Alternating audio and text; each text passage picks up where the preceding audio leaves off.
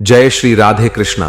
प्रिय साथियों, इस दिव्य अमृतवाणी की शुरुआत से पहले आइए हम सब एक साथ प्रभु श्री कृष्ण से प्रार्थना करें। हे वंशीधर, जो भी श्रद्धा से इस वाणी को सुन रहा है उसके जीवन से सारे दुख दूर हों, उसके मन में सच्चा प्रेम और शांति बसे और उस पर आपकी अनंत कृपा सदैव बनी रहे। राधे राधे।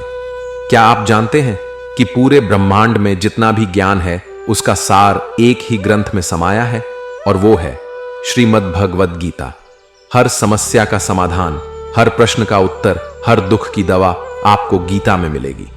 जिसने गीता का सार समझ लिया वो जीवन की सबसे बड़ी उलझनों को भी हंसते हंसते पार कर जाता है। एक श्लोक है, सर्वोपनिषदो गावो दुग्धा गोपालनंदना पार्थो वत्स सुधीर भोक्ता दुग्धम गीतामृतम महत। अर्थात सारे उपनिषद मानो ज्ञान रूपी गायें हैं और श्री कृष्ण उस ग्वाले की तरह हैं जो उनका दूध यानी श्रीमद् भगवद गीता निकालते हैं।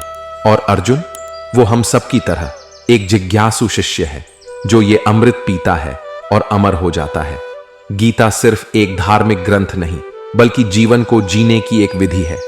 यह केवल पूजा पाठ की पुस्तक नहीं बल्कि आत्मा को जागृत करने वाली शिक्षा है। यह एक ऐसी दिव्य वाणी है जो व्यक्ति को उसकी सबसे गहरी उलझनों से बाहर निकाल सकती है।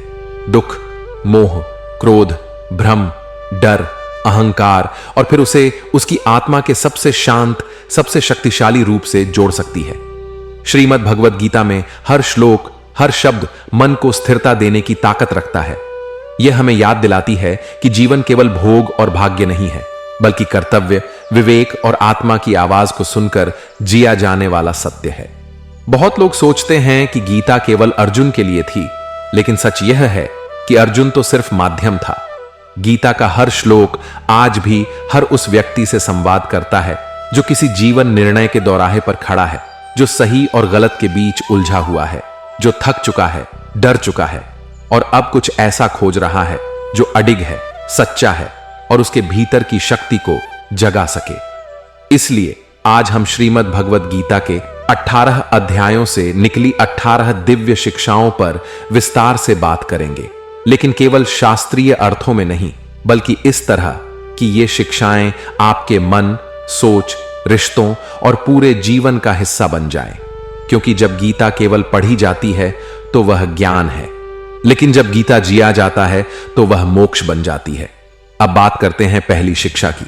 जब तक अन्याय के खिलाफ आवाज नहीं उठाओगे, सच्चाई कभी नहीं जीत पाएगी।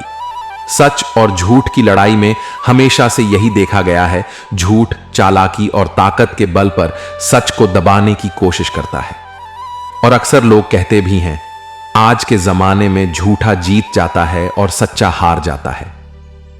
लेकिन गीता हमें इससे एक अलग सत्य सिखाती है।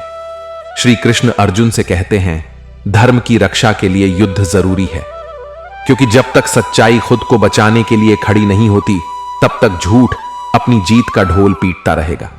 महाभारत इसका सबसे बड़ा उदाहरण है। पांडव धर्म के प्रतीक थे। जीवन भर उन्होंने किसी का अहित नहीं किया, लेकिन फिर भी उन्हें सबसे ज्यादा दुख मिला। उन्हें वनवास मिला, अपमान मिला और अंततः युद्ध भी लड़ना पड़ा। क्यों? क्योंकि उन्होंने वर्षों तक केवल सहन किया। उन्होंने बड़ों की आज्ञा मानने के नाम पर अपने आत्मसम्मान को कुचला। उन्होंने शांति बनाए रखने के नाम पर अन्याय सहा। लेकिन फिर एक दिन जब अन्याय ने सारी सीमाएं तोड़ दी, तब श्री कृष्ण ने अर्जुन से कहा, अब चुप रहना अधर्म है। यह वही बात है जो आज भी हम सबके जीवन पर लागू होती है। हम में से बहुत लोग अपने रिश्तों में, समाज में या काम की जगह पर दूसरों की गलतियों को, अत्याचार को चुपचाप सहते रहते हैं। कभी इस डर से कि कोई बुरा ना मान जाए, कभी इस मोह से कि कोई अपना है, और कभी इस भ्रम में कि शायद भगवान खुद सजा देंगे। लेकिन श्री कृष्ण गीता में यही कहते हैं, भगवान ने तुम्हें बुद्धि दी है, वाणी दी है, विवेक दिया है, फिर तुम किसके इंतजार में हो? जब तक आप खुद के साथ हुए अन्याय पर आवाज नहीं उठाओगे तब तक दुनिया उस झूठ को ही सच मान लेगी। क्योंकि सच अगर मौन है तो झूठ बोलकर जीत जाएगा। धर्म का मार्ग बहुत सीधा नहीं होता, कभी कभी उस पर चलने के लिए तलवार भी उठानी पड़ती है। और याद रखो, दुर्योधन इसलिए नहीं जीता क्योंकि वो ताकतवर था, वो इसलिए मजबूत होता गया क्योंकि पांडव चुप रहे। गीता की पहली शिक्षा यही है, अगर कोई तुम्हारे साथ गलत कर रहा है तो उस अन्याय को सहना खुद एक पाप है।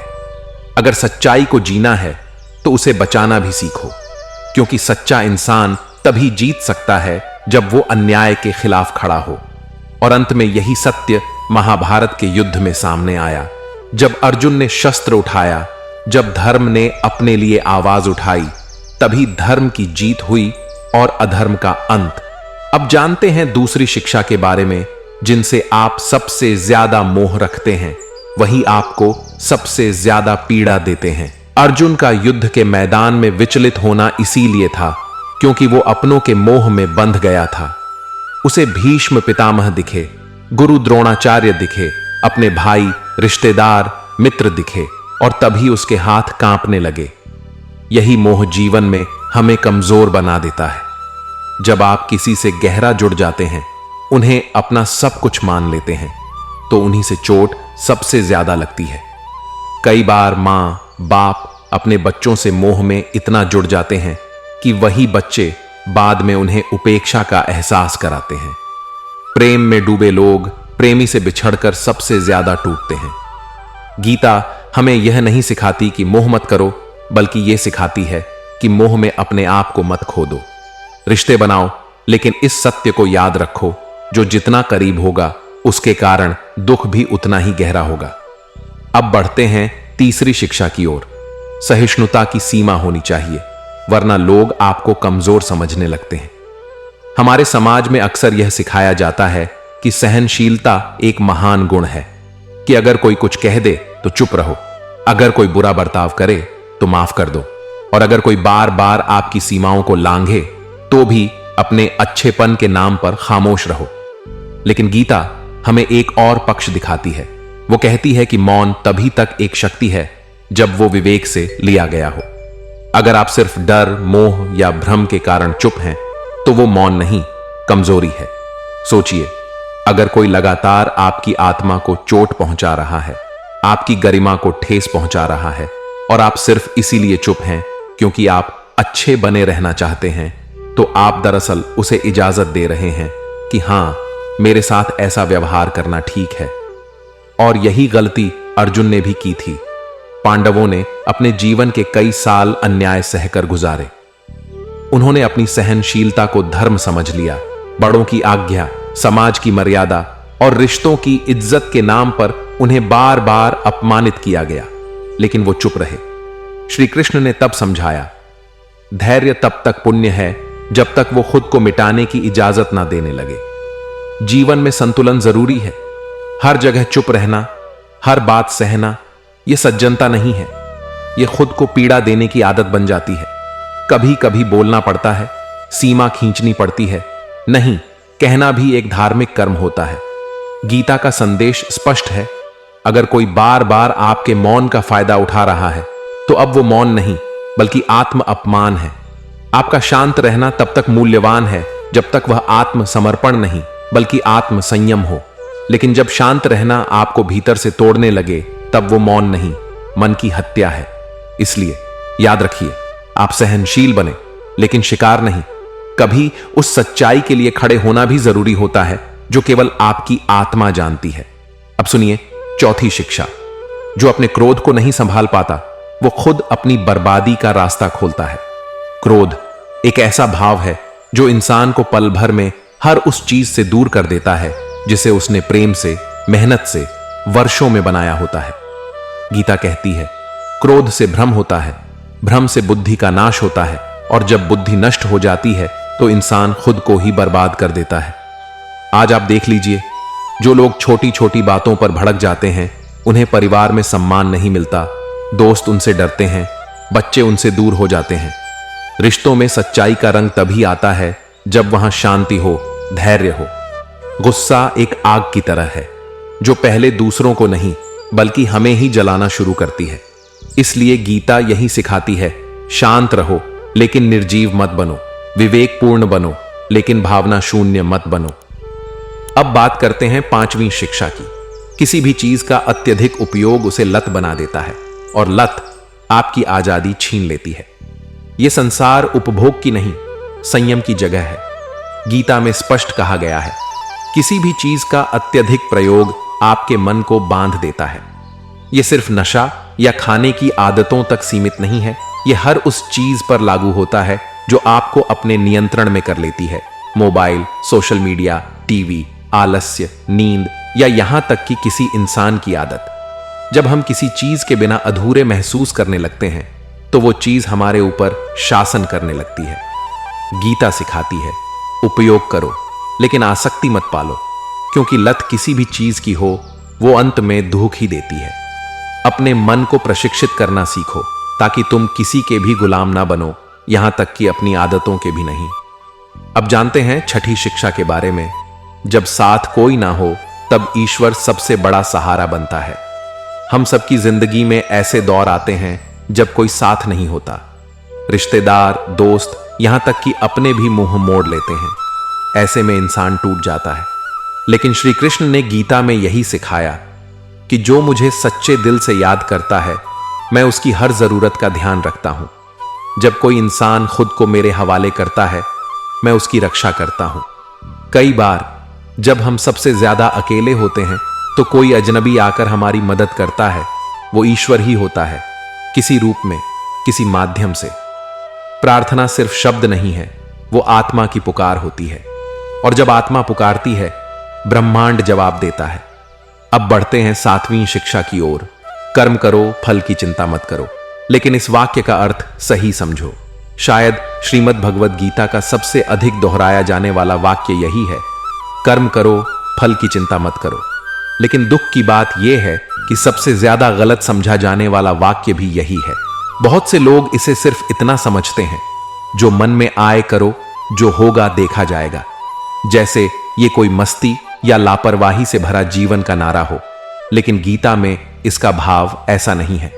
श्री कृष्ण जब अर्जुन से यह बात कहते हैं तो वो उसे कर्तव्य की भावना सिखा रहे होते हैं, ना कि बेख्याली में जीने का उपदेश दे रहे होते हैं। कर्मण्य एवाधिकारस्ते मां फलेषु कदाचन। इसका असली अर्थ यह है, तुम्हारा अधिकार केवल कर्म पर है, फल पर नहीं।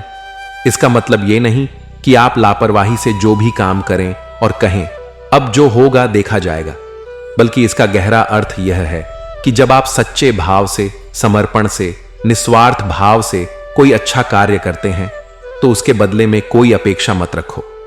क्योंकि जब आप मदद करते हैं और बदले में धन्यवाद की उम्मीद रखते हैं, जब आप संबंधों में त्याग करते हैं और बदले में इंसाफ की अपेक्षा रखते हैं, तो आपके कर्म का सौंदर्य खत्म हो जाता है। क्योंकि अब वह एक लेन देन बन गया है, सेवा नहीं। श्री कृष्ण कहते हैं, तुम कर्म करो लेकिन फल को खुद से जोड़ मत लो। क्योंकि जब फल नहीं आता तो निराशा आती है, और जब फल की चिंता होती है तो कर्म में डर और स्वार्थ आ जाता है। पर जब आप बिना फल की अपेक्षा किए कर्म करते हो तो जो भी फल आता है वो आशीर्वाद की तरह लगता है, चाहे वो जैसा भी हो। और हां, अच्छा कर्म कभी व्यर्थ नहीं जाता। आपका आज का कोई भी सच्चा प्रयास, कोई भी सेवा, कोई भी प्रेम से किया गया काम अगर अभी फल नहीं भी दे रहा तो भी वो ब्रह्मांड में कहीं दर्ज हो रहा है। वो एक दिन लौटेगा, शायद उसी रूप में या किसी और अद्भुत रूप में। लेकिन अगर आप फल की चिंता में उलझ गए तो उस कर्म का आनंद ही खो जाएगा। इसलिए गीता हमें यह नहीं कहती कि फल मत पाओ, बल्कि यह सिखाती है फल की लालसा में कर्म को खो मत दो। अब बात करते हैं 8वीं शिक्षा की। नकारात्मक लोगों से बहस करना अपने मन को जहर पिलाने जैसा है। कुछ लोग हमेशा शिकायत करते हैं, हमेशा दूसरों की बुराई करते हैं, हर स्थिति में नेगेटिव ही देखते हैं। ऐसे लोगों से बहस करने से कोई फायदा नहीं होता, उल्टा वो आपकी सकारात्मकता को छीन लेते हैं और अपनी कड़वाहट आपको सौंप जाते हैं। आपने भी महसूस किया होगा, किसी नेगेटिव इंसान से बात करने के बाद मन भारी हो जाता है, थका थका सा लगता है। इसलिए गीता कहती है, अगर कोई आपको हर समय नीचे खींच रहा है तो उससे खुद को दूर कर लो, क्योंकि आत्मा की शांति से बड़ा कुछ नहीं। अब जानते हैं 9वीं शिक्षा के बारे में। कभी भी किसी इंसान को अपना स्थायी सहारा मत बनाओ। इस संसार में सब कुछ अस्थाई है, लोग, रिश्ते, परिस्थितियां। अगर आप किसी एक इंसान पर अपनी सारी उम्मीदें टिकाकर बैठ जाओगे कि यही मेरे दुख में साथ देगा, यही मुझे बचाएगा, तो यकीन मानिए जब समय आएगा वही व्यक्ति मुंह फेर सकता है। गीता हमें आत्मनिर्भर बनना सिखाती है। श्री कृष्ण कहते हैं सच्चा सहारा सिर्फ ईश्वर हो सकता है, बाकी सब अस्थाई है। इसलिए अपने मन को मजबूत बनाओ, ईश्वर से जुड़ो और किसी एक व्यक्ति पर इतना मत टिको कि उसके जाने से तुम पूरी तरह टूट जाओ। अब बढ़ते हैं 10वीं शिक्षा की ओर। सच्चा सुख बाहर नहीं, तुम्हारे भीतर है। हम सभी अपनी जिंदगी में सुख की तलाश में रहते हैं। यह सुख हमारे अंदर से नहीं, बल्कि हम इसे हमेशा बाहरी चीजों में खोजते हैं। कोई धन में सुख तलाशता है तो कोई रिश्तों में। कुछ लोग सम्मान, नाम और प्रसिद्धि के पीछे दौड़ते हैं, सोचते हैं कि अगर ये चीजें मिल जाएं तो शायद खुश रहेंगे। लेकिन गीता का उपदेश है कि सच्चा सुख कभी भी बाहरी चीजों से नहीं आता, बल्कि वो हमारे भीतर होता है। श्री कृष्ण ने अर्जुन से कहा था कि जो बाहर से सुख की तलाश करता है वह कभी सच्चे सुख को नहीं पा सकता। हम जैसे हिरण की तरह होते हैं जो कस्तूरी को पूरे जंगल में खोजता है, जबकि वो कस्तूरी उसकी नाभि में ही होती है। यही हमारी स्थिति है। हम अपने अंदर के सुख को भूलकर उसे हर जगह बाहर ढूंढते हैं, यह सोचकर कि कुछ बाहरी चीजें ही हमें खुशी दे सकती हैं। असल में इस भटकाव से हम यह भूल जाते हैं कि जो सच्ची शांति और सुख है वह हमारे भीतर की अवस्था है, हमारी आंतरिक स्थिति है।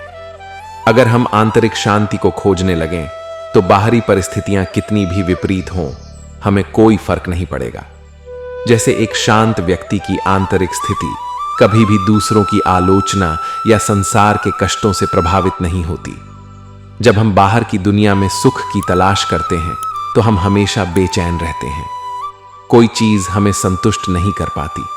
हम हर समय यह सोचते रहते हैं कि हमें क्या चाहिए और क्या नहीं मिला। लेकिन जैसे ही हम भीतर की ओर झांकते हैं और अपनी आत्मा की शांति की ओर ध्यान केंद्रित करते हैं, तब हमें यह एहसास होता है कि सुख कहीं बाहर नहीं, बल्कि हमारे भीतर ही है। गीता की यह शिक्षा हमें समझाती है कि जब हम अपनी चेतना को शांत करते हैं, अपने भीतर की शांति को महसूस करते हैं, तो हम बाहरी संघर्षों और कष्टों से परे होते हैं। हमारा मन शांत और स्थिर हो जाता है और हम समझ पाते हैं कि असली सुख किसी बाहरी परिस्थिति पर निर्भर नहीं है। असली सुख हमारे भीतर की मानसिक स्थिति और शांति पर निर्भर है। इसलिए गीता हमें हमेशा यही सिखाती है, बाहर नहीं, भीतर की शांति में ही असली सुख है। हमें अपने विचारों और भावनाओं को सहेज कर, अपनी आत्मा की गहराई में झांककर सच्चे सुख की खोज करनी चाहिए। जब हम इसे खोज लेते हैं, तब जीवन की कोई भी कठिनाई हमें विचलित नहीं कर सकती, क्योंकि हम जान जाते हैं कि सुख का स्रोत बाहर नहीं, हमारे भीतर है। सच्चा सुख एक मानसिक अवस्था है, एक आंतरिक संतुलन है, और जब हम इस संतुलन को पा लेते हैं तो हम सच्चे सुख की ओर अग्रसर होते हैं। अब बात करते हैं 11वीं शिक्षा की। जैसे जैसे उम्र बढ़ती है, हमें एहसास होता है कि जिन लोगों को हमने अपनी जिंदगी में बहुत महत्व दिया, वो वास्तव में उतने जरूरी थे ही नहीं। हर किसी की जिंदगी में ऐसा समय आता है जब पीछे मुड़कर देखने पर हम ये महसूस करते हैं कि जिन लोगों के लिए हमने अपनी नींदें गंवाईं, जिनके लिए हमने सपने छोड़े, जिनसे हम हर दिन जुड़ने की कोशिश करते रहे, असल में वो हमारी भावनाओं के उस स्तर पर कभी थे ही नहीं। गीता हमें सिखाती है, सम्मान सबको दो, लेकिन खुद को किसी के एहसास का गुलाम मत बनाओ। दूसरों को अपने जीवन में इतना स्पेशल मत बना दो कि जब वो आपको नजरअंदाज करें, तब आप खुद को ही कमतर समझने लगो। लोग आएंगे और जाएंगे, लेकिन आपका आत्मसम्मान वही आपके जीवन की असली पूंजी है। अब जानते हैं 12वीं शिक्षा के बारे में। अगर आपका मन आपके नियंत्रण में नहीं है, तो वो मन ही आपका सबसे बड़ा शत्रु बन जाएगा। श्री कृष्ण ने स्पष्ट कहा, मन एव मनुष्याणा कारणम बंध मोक्षयो, अर्थात आपका मन ही आपको बांध सकता है और वही आपको मुक्ति भी दे सकता है। आप जरा सोचिए, कई बार हम जानते हैं कि हमें क्या नहीं करना चाहिए, फिर भी हमारा मन वही करवा देता है। मन अगर असंयमित हो तो वो इंसान को भटका देता है, चाहे वो कितना भी ज्ञानी या ताकतवर क्यों ना हो। लेकिन अगर मन को साध लिया तो इंसान साधारण नहीं रहता, वो दिव्यता को छूने लगता है। इसलिए गीता का ये उपदेश जीवन बदलने वाला है। पहले अपने मन को जीतो, फिर पूरी दुनिया अपने आप जीत जाओगे। अब सुनिए 13वीं शिक्षा, सुख और दुख। ये जीवन के मौसम हैं, ये आएंगे और जाएंगे, इनमें उलझो मत। कई लोग सोचते हैं कि एक दिन ऐसा आएगा जब सब कुछ परफेक्ट होगा, कोई दुख नहीं रहेगा। लेकिन गीता यही सिखाती है, ऐसा दिन कभी नहीं आता, क्योंकि ये जीवन स्थायी नहीं है। सुख भी अस्थायी है और दुख भी। अगर आज दुख है तो कल सुख आएगा, और अगर आज सुख है तो कल थोड़ी सी परेशानी आ सकती है। इसीलिए गीता कहती है, तितिक्षस्व भारत, अर्थात सहना सीखो, संतुलन रखो। अगर सुख में उड़ने लगोगे तो दुख में टूट जाओगे, और अगर दुख में धैर्य रखोगे तो सुख भी तुम्हारे जीवन में गहराई लेकर आएगा। अब बात करते हैं 14वीं शिक्षा की। जो होना है वो होकर रहेगा, और जो नहीं होना वो कभी नहीं होगा। श्री कृष्ण ने अर्जुन से कहा, जो हो रहा है वो मेरे द्वारा ही हो रहा है, तुम सिर्फ निमित्त मात्र हो। इसका अर्थ यह है कि हमारे प्रयास जरूरी हैं, लेकिन परिणाम सदा हमारे हाथ में नहीं होते। गीता का यह उपदेश हमें जीवन में बहुत सुकून देता है कि अगर कोई काम नहीं हो पा रहा, कोई रिश्ता नहीं टिक पा रहा, या कोई सपना टूट गया है, तो ये मानो कि वो होना ही नहीं था। और अगर कोई चीज आपके पास रह गई है तो उसके पीछे कोई बड़ा उद्देश्य है। जब आप ये समझ जाते हैं तो चिंता और डर दोनों खत्म हो जाते हैं। अब जानते हैं 15वीं शिक्षा के बारे में। अच्छे कर्म करने के बावजूद लोग आपकी बुराई करेंगे, इसलिए लोगों की सोच से ऊपर उठो। क्या आपने कभी यह अनुभव किया है कि आपने किसी के लिए पूरी निष्ठा से, दिल से कुछ किया, और बदले में आपको सराहना नहीं बल्कि सवाल, आलोचना और शक मिला? अगर हां, तो जान लीजिए आप अकेले नहीं हैं। यह संसार अच्छाई को समझने से पहले उसे परखता है, कई बार उसे तोड़ता है, और बहुत बार तो उसे जलील भी करता है। हम अक्सर सोचते हैं, मैं अच्छा कर रहा हूं इसलिए लोग मुझे समझेंगे, लेकिन गीता हमें इस भ्रम से बाहर निकालती है। वो कहती है, लोगों की सोच का मापदंड तुम नहीं हो, और तुम्हारे कर्मों का मूल्यांकन उनके हाथ में नहीं, क्योंकि संसार का स्वभाव ही ऐसा है। यहां लोग बुराई जल्दी पकड़ते हैं और अच्छाई को मानने में वक्त लगाते हैं। आप 100 बार सही काम करो, कोई नहीं देखेगा, लेकिन एक बार अगर कुछ भूल हो जाए तो वही लोगों की नजरों में आपकी पहचान बन जाएगी। तो क्या इसका मतलब यह है कि आप अच्छा करना छोड़ दें? क्या इसका मतलब यह है कि आप खुद को लोगों की नजर से देखने लगे? नहीं, बिल्कुल नहीं। गीता स्पष्ट कहती है, स्वधर्मे निधनम श्रेय, अर्थात अपने कर्म, अपने धर्म, अपने सत्य के मार्ग पर अडिग रहना, यही सबसे बड़ा पुण्य है। दुनिया क्या कहेगी, यह सोचकर अगर आपने अपने कदम रोके तो आप कभी वहां नहीं पहुंच पाएंगे जहां आपकी आत्मा आपको ले जाना चाहती है। क्योंकि एक दिन जब आप अपने जीवन की ओर पीछे मुड़कर देखेंगे तो आपको यह पछतावा नहीं होगा कि लोगों ने क्या कहा, बल्कि यह होगा कि मैंने क्या नहीं किया, सिर्फ इसलिए क्योंकि लोग क्या सोचेंगे। श्रीमद् भगवद गीता हमें यह सिखाती है कि आपका सच्चा मूल्यांकन आपका विवेक करता है, न कि दुनिया की तालियां या उंगलियां। इसलिए कर्म करते रहिए, सच्चे मन से, शांत मन से, क्योंकि जो आप कर रहे हैं वो किसी और की समझ में आए या न आए, आपकी आत्मा उसे महसूस कर रही है। और जब आत्मा संतुष्ट हो तो दुनिया की राय सिर्फ शोर बनकर रह जाती है। अब बढ़ते हैं 16वीं शिक्षा की ओर। अपने आप को ईश्वर के शरण में दे दो, यही सबसे बड़ी मुक्ति है।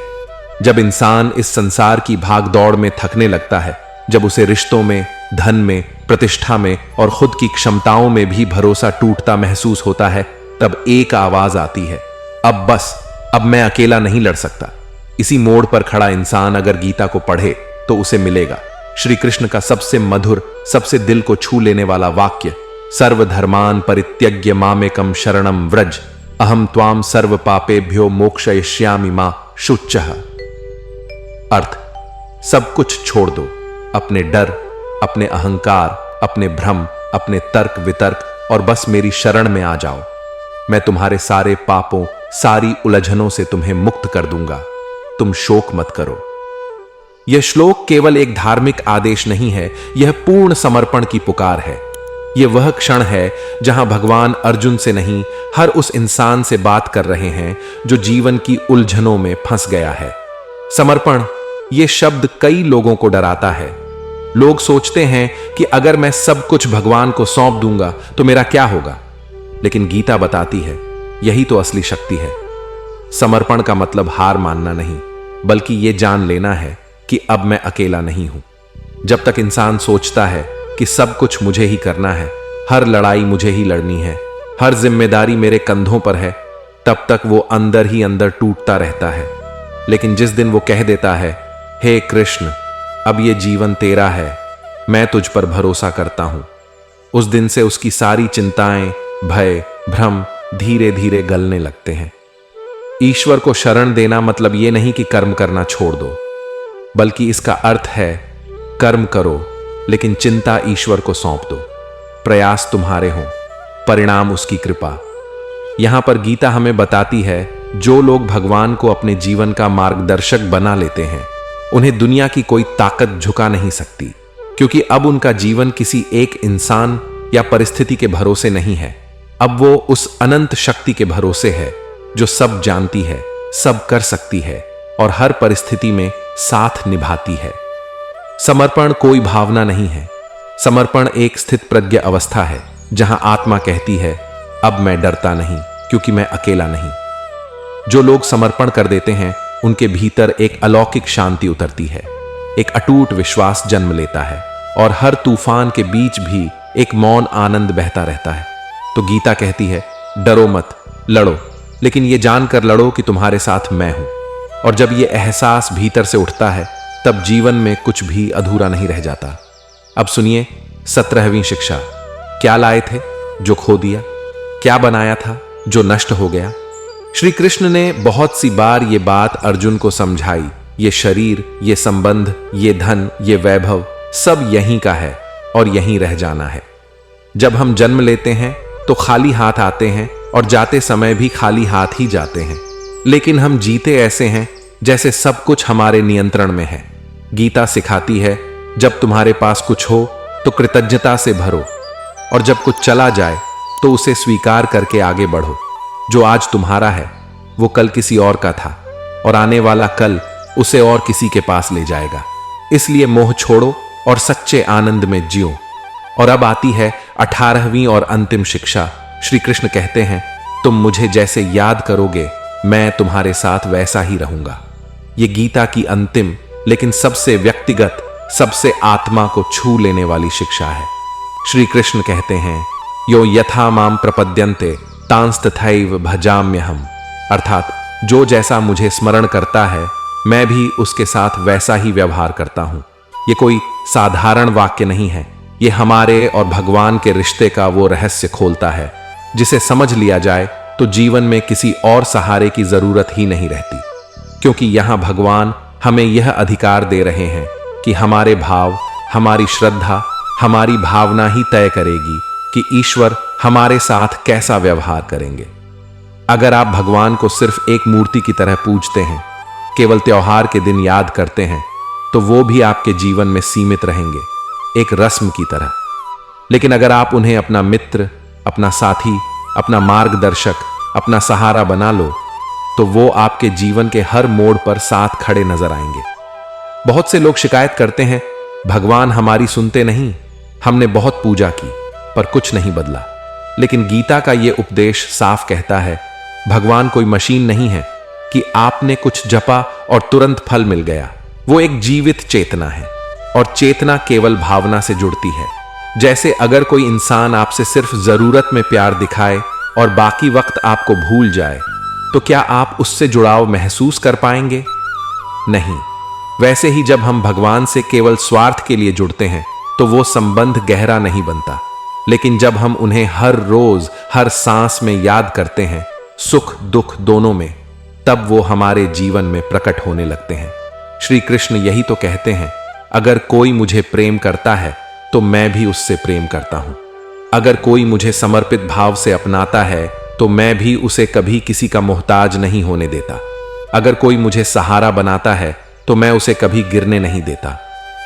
आपका भाव ही भगवान का प्रतिबिंब है। अगर आप डर में याद करोगे तो वो आपके रक्षक बनेंगे। अगर आप प्रेम में याद करोगे तो वो आपके प्रियतम बनेंगे।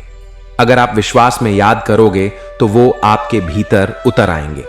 इसलिए गीता का ये आखिरी उपदेश एक दर्पण की तरह है, जिसमें हम भगवान को नहीं बल्कि खुद को देख रहे होते हैं, क्योंकि जैसे हम स्मरण करते हैं वैसा ही अनुभव हमें मिलता है।